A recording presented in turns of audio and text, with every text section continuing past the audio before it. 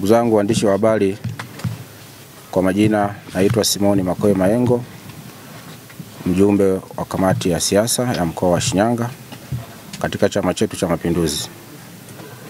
Kama ilivyojiri mwaka huu ni mwaka wa uchaguzi, na kwa maelekezo ya mwenyekiti wetu wa chama mama yetu Dr. Samia Suluhu Hassan, Rais wa Jamhuri ya Muungano wa Tanzania, katika kikao kilichofanyika Dodoma tarehe 29 na 30 alitoa maelekezo viongozi wote wenye nyadhifa za uteuzi, kamati za siasa, kamati za utekelezaji, wilaya pamoja na mkoa kwenye Chama cha Mapinduzi wanatakiwa kuandika barua kupisha uteuzi kwa ajili ya wagombea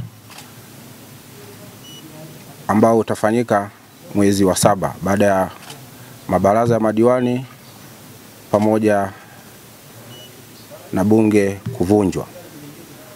Mimi kama mjumbe wa kamati ya siasa ya mkoa wa Shinyanga, leo hii nimepeleka barua kwa katibu mkuu, kwani na mimi ni mtiania katika jimbo la Ushetu, ambako mimi ndo nilizaliwa Ushetu na nakoishi Ushetu. Kwa nini nimeamua kutangaza nia Ushetu? Nimeamua kutangaza nia Ushetu kwa sababu moja kuu au mbili. Jimbo la Ushetu tulikuwa na hayati Elias Kwandikwa lilipokatwa 2015. Baadaye Mwenyezi Mungu alimchukua 2021. Tukampata Mheshimiwa Cherehani ambaye naye amefanya kazi yake. Na mwaka huu ni mwaka wa uchaguzi, na mimi kama mwana Ushetu leo natamka rasmi tarehe 4 mwezi wa 6 kwamba nimetia nia Ushetu. Tunaenda kuikomboa Ushetu kwa sababu mbunge aliyopo tunaona hatoshi. Kwa hiyo tumeamua kuikomboa Ushetu.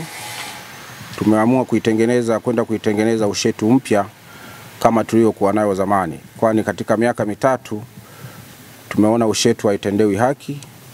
Kiongozi tuliye naye haendi bungeni, amekuwa akishinda kwenye shughuli zake, na sisi tunataka mwakilishi wa kweli.